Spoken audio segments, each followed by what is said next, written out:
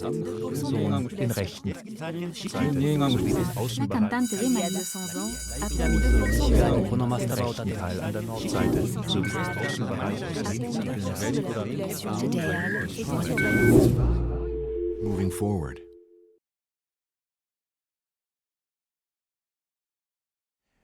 We have to think about futures that are less dependent on oil and produce less greenhouse gases. This transition to low or non-carbon mobilities is what I want to talk about today. There are many ways in which we can do this. One way is purely technological. For instance, we could move exactly the same as we move today in terms of the distances we move, the speeds we move, and the amount that we move, but we could move using technologies that do not use as much carbon, and so therefore do not produce as much greenhouse gas. For instance, if we all drove electric cars, and all of those electric cars were fueled through a renewable energy system that used wind, wave power, and solar power, then we would be using obviously no oil or very little oil in that process, and we would be producing fewer greenhouse gases in the process.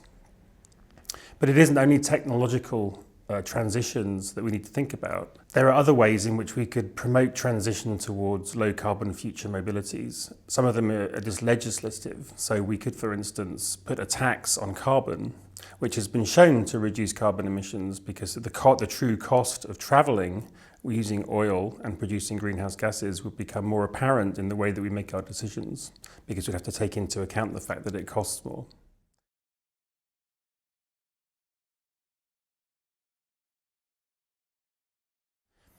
Another example of forms of regulation that could lead to transitions to low carbon futures would be through small changes in the ways that we move using the technologies we already have, such as air travel. For instance, in the European Union, flights have to travel along specific corridors which aren't always a straight line between A and B. If airspace was freed up so that planes can travel in a more or less direct line from point A to point B, then the actual distance travelled would be significantly less, and therefore less carbon emissions would be involved. And the European Union is thinking about doing this and changing the structure of travel.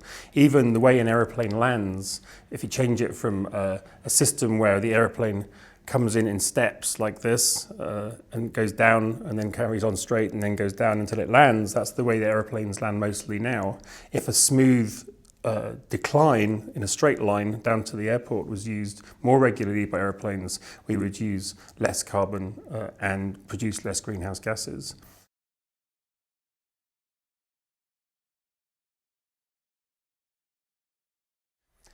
Another way of transitioning towards low carbon futures is infrastructural. So for instance, in our cities, if we make small changes to our landscape, we can start to encourage forms of mobility that at the moment seem like they're difficult but become easy. One of these things that can happen, and is happening, is the provision of safe bicycle lanes which are separated from automobile traffic, so that people who are nervous about cycling amongst cars will no longer have to be nervous, and they're more likely to travel on their bikes. Similarly with buses, if buses have separate lanes which are dedicated to buses that are reasonably fast and reasonably comfortable and don't get stopped by the automobiles around them, and are also timed so that traffic lights and things like that aren't stopping them all the time for cars to cross their path, then again people are more likely to take buses, and we can transition towards forms of mobility that are producing less greenhouse gases per person.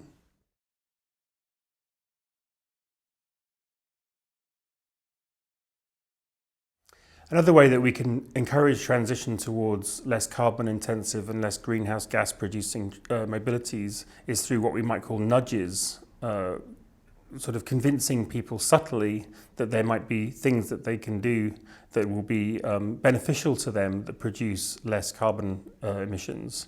One of these, for instance, is the provision of a kind of eco card that is used in South Korea, where people get rewards or points for taking low carbon transport choices, similar to the way we might now collect air miles by travelling a lot in aeroplanes, which clearly isn't a good idea in terms of carbon emissions. You get a card that rewards you for, say, taking the bus instead of your car and gives you some kind of financial reward for that. So you can collect green miles or kind of eco miles, which you can then use to buy things like using public transport more. You get a discount by using it.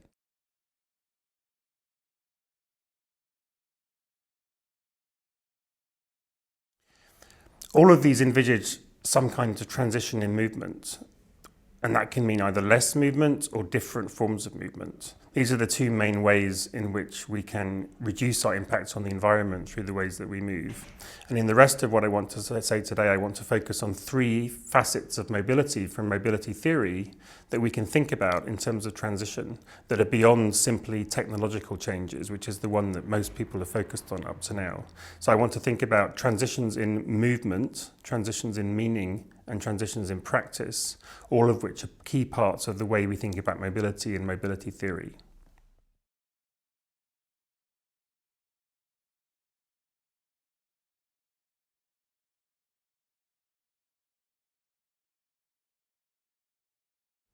Let's start by thinking about movement itself. Clearly, there are ways in which we can transition that are really about whether we move less. This is the clearest way in which we can transition to a low carbon future and one that is less harmful to the environment.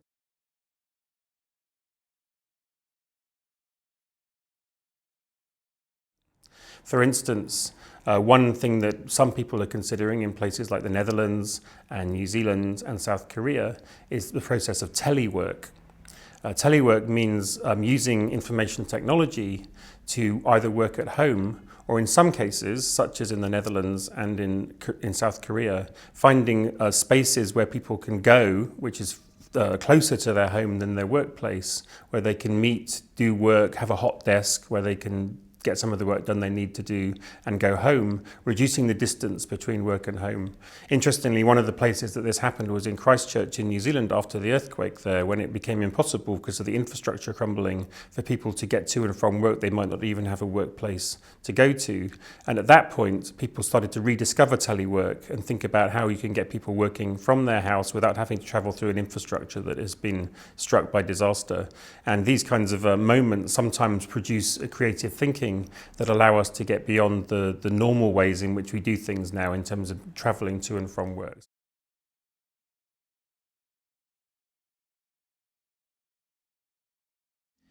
Another way that we can transition in terms of movement is not so much travelling less, but travelling more slowly. There is certainly a slow movement, there's a slow city movement, a slow food movement, and a lot of those are cultural lifestyle values, but connected to them are issues about mobility.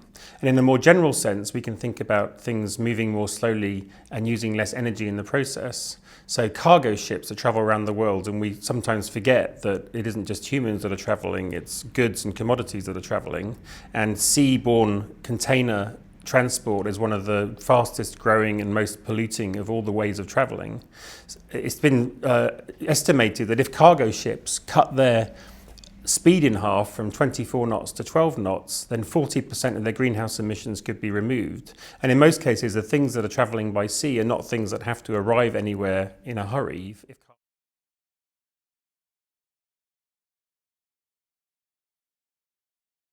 Travel. Now, one organisation that has focused on what we might call localization, or the localization of life, is called the Transition Town Movement. The Transition Town Movement is still a small movement, but there are transition towns all over the world.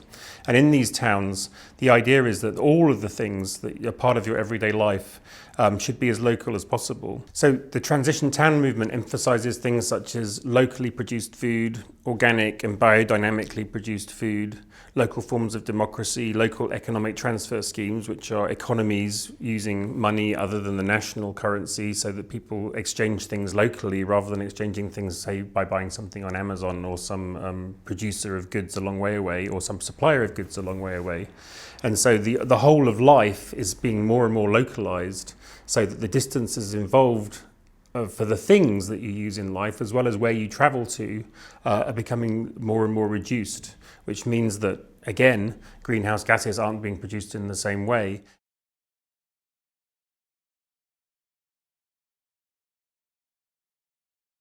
a lot of transition theory that has happened already really hasn't paid enough attention to the meanings we invest in mobility. Mobility isn't always a rational choice made by rational actors deciding how to get from A to B or why they need to get from A to B. We invest mobility with sets of associations, such as progress, such as our own individual career advancement. If we have a fancy car and drive a certain distance to work, to a certain kind of workplace, there's an investment in that needs to be considered when we're thinking about transitions. What meanings do mobilities have? And again, with workplace mobilities, this can be a key thing. So public transit also needs to transform the meanings associated with it. So in some parts of the world, particularly in the United States, public transit is seen as a choice only for those who can't make a choice, so they have to. It's a compulsory form of travel for people who can't afford a car. If we start to think about ways in which that choice becomes something that is imbued with meanings that are positive, then people are more likely to make it.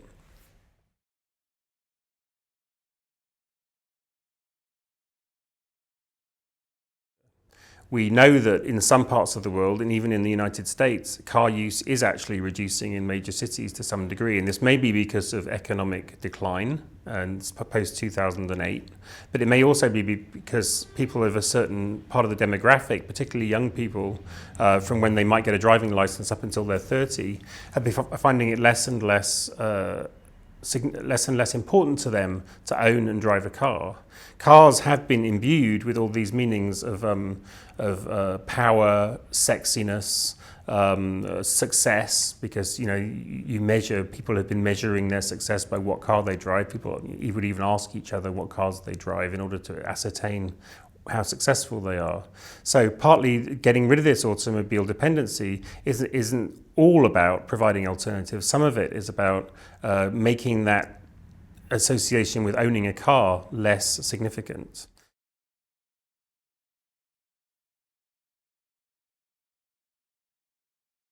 So, two examples of places where meanings are being given to public transit on the one hand and driving cars on the other that help to change people's mobility habits so that they can move towards a greener future.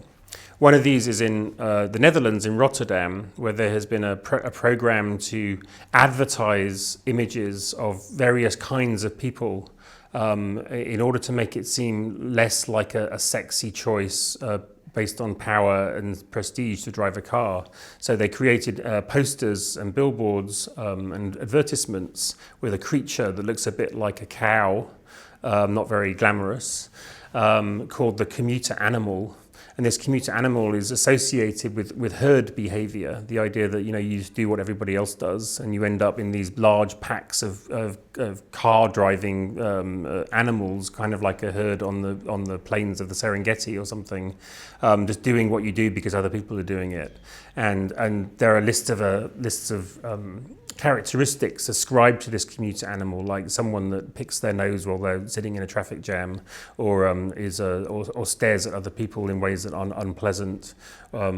It's something that paints a picture of the person, the car driver, in a way that's very different from the way that they're being pictured in, say, a car advertisement, where you're trying to sell an automobile and make it less like a sensible choice for someone who wants to move. Another example in Singapore is people trying to promote the use of the transit system there, which is a very efficient transit system on the whole, certainly the train part of it, is by selling the idea of family to people in a society where family is very important as a traditional value, to say, well, you want to get home in time to see your kids to bed, do you want to have a nice breakfast with your family? The best way to do this is to efficiently use a public transit system and not be stuck in traffic jams when you can't get home or you can't get to work on time or have to leave early. So you start to produce images of people, sometimes slightly unkind, sometimes more subtle, which influence their behavior through the meaning that's ascribed to the mobilities that they may choose or not choose.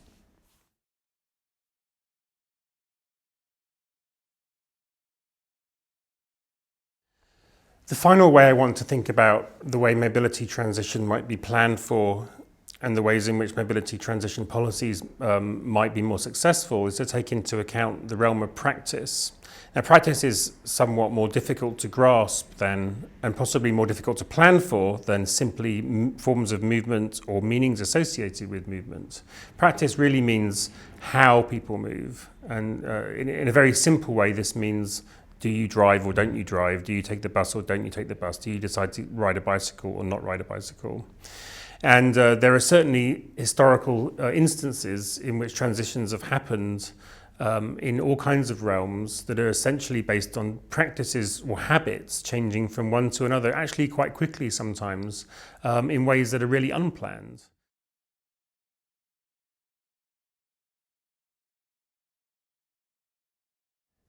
The writers Elizabeth Shove and Gordon Walker have talked about an example of this being the way in which our habits in the United Kingdom changed in terms of personal hygiene, from what used to be a once weekly bath to a twice daily shower, and why this happened. And this didn't happen because there was some new technology. The technology of showers already existed. Neither did it happen because government decided that people should do this. There wasn't an advertising policy of encouraging people to shower twice daily. It happened because of an amalgam or an assemblage of things that all coalesced in ways that were unplanned. So some of it was about meaning, like discourses of hygiene. Some of it was about changes in daily life and what was available and what wasn't available. Interior plumbing, for instance, is an important part of this, although baths also have interior plumbing. But what they argue is that these changes occur in ways that are surprising and don't have a single cause, and that these transformations in practice are something that we need to consider when we're thinking about transition in mobility terms as well.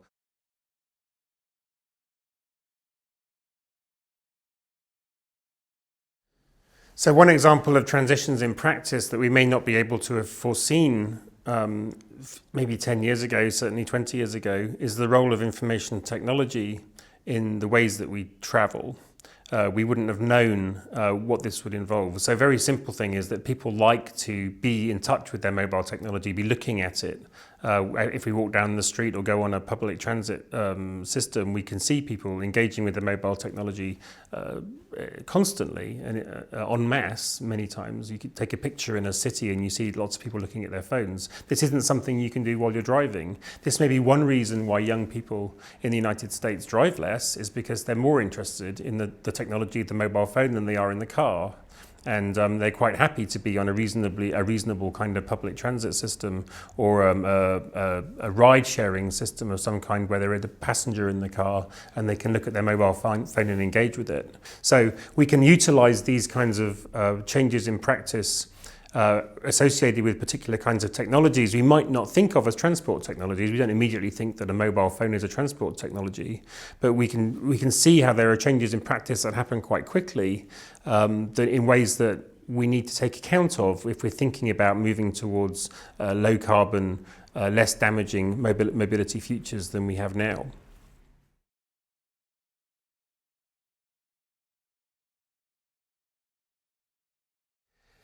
Although transformations in practice are necessarily hard to imagine because they happen in unexpected ways, there are ways in which organisations such as social groups of one kind or another, or governments, particularly local governments, can start to think about this. And it's certainly, going back to the example of Telework New Zealand, which is one of the organisations that's involved in telework, can think about practice in a particular way.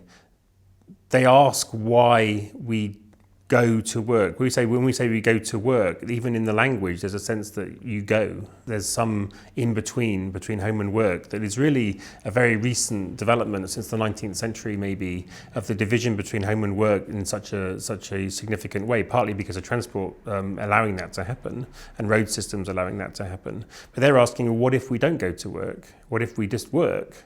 And that we use information technology in a particular way to allow employment to happen happen. Certainly not all employment can happen this way. You can't, work in a hospital as a teleworker. You have to be at the hospital. But there are many kinds of work in the contemporary economy that can be done without going anywhere. And that's part of that is a transformation in practice. It's thinking about how we do something differently and then finding policy ways to encourage that to happen.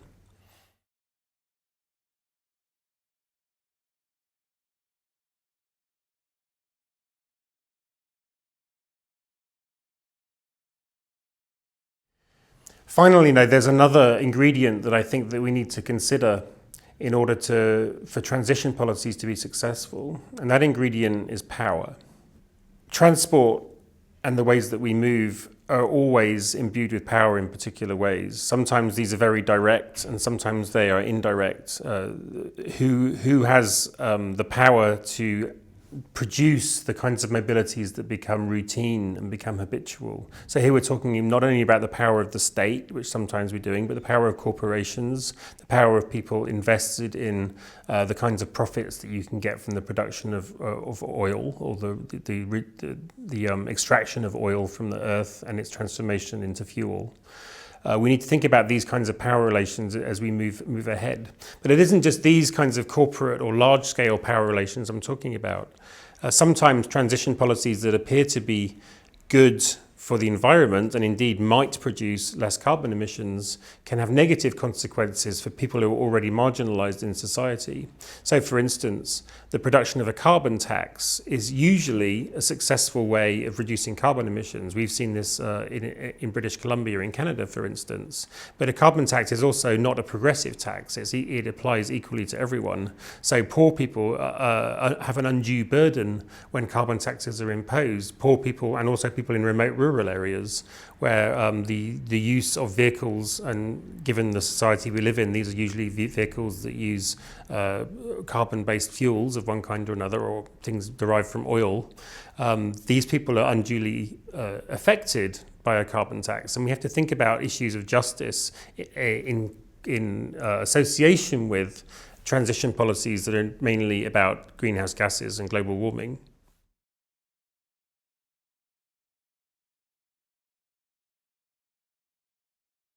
So when we're thinking about transition, then we need to think about how transition occurs. Where is the driver for it? Is it top-down? Is it a driver that is being produced either by a state, such as in Singapore, where there's a very centralized state system that is able to produce all kinds of amazing transport policies that people really don't have much choice in, because the state is able to enact them fairly easily, such as the road pricing scheme in Singapore and the very large amounts of money that it's needed to own and run a car. These are all very sensible from an environmental perspective, but they're also slightly problematic in terms of the authoritarian way in which they're imposed. There are other ways in which transition can be imagined that are much more bottom-up. If we think about the transition town movement, although it's very small, it really is something that comes from the community, from the collective will of a small group of people in a local area, where enough people are able to mobilize the idea of being a transition town, that the town itself, and usually these are small towns in rural areas, although some areas of cities are also trying to do it, buy into this idea of transition as a brand, that we are a transition town, and that makes it a nice place to live. But that is much more bottom-up and has interesting differences from top-down or authoritarian ways of imposing transition policies.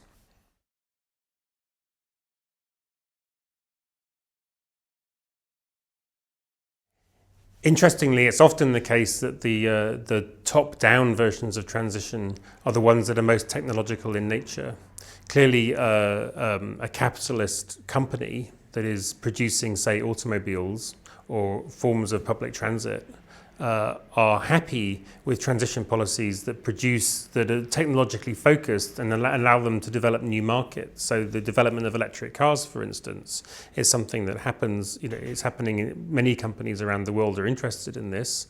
Their main impulse, though, isn't really to protect the environment or to stop global warming, it's to produce new markets and produce new forms of profit. And the new technologies are one way of doing that. They make a new technology something that is desired, something you need, and then something that becomes impossible to do without, which is what essentially happened with automobiles.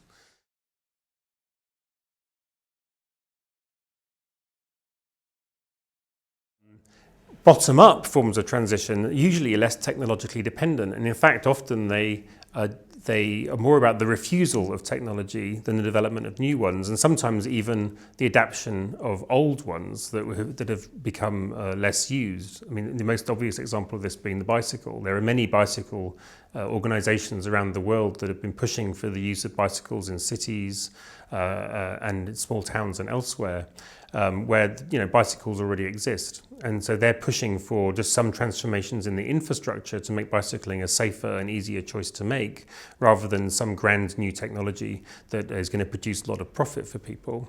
So some of the bottom-up transition policies are much more about practice, much more about changes in lifestyle, changes in choices we make, rather than about high-cost technological transformations that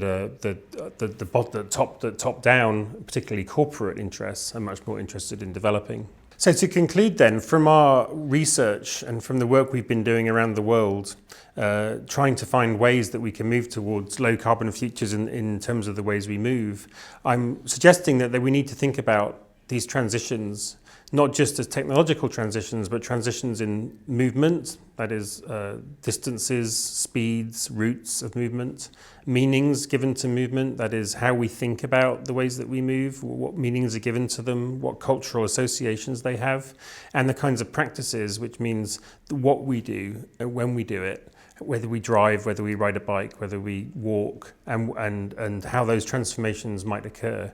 And all of these things, I think, it's important to think about in relation to the power relations that are either producing transition policies or are produced for the result of transition policies, so that we don't just end up with transitions that are unjust or unduly impact upon already marginalized, particularly socioeconomic groups. Zu den Außenbereichen Nous proposons de la in Rechten.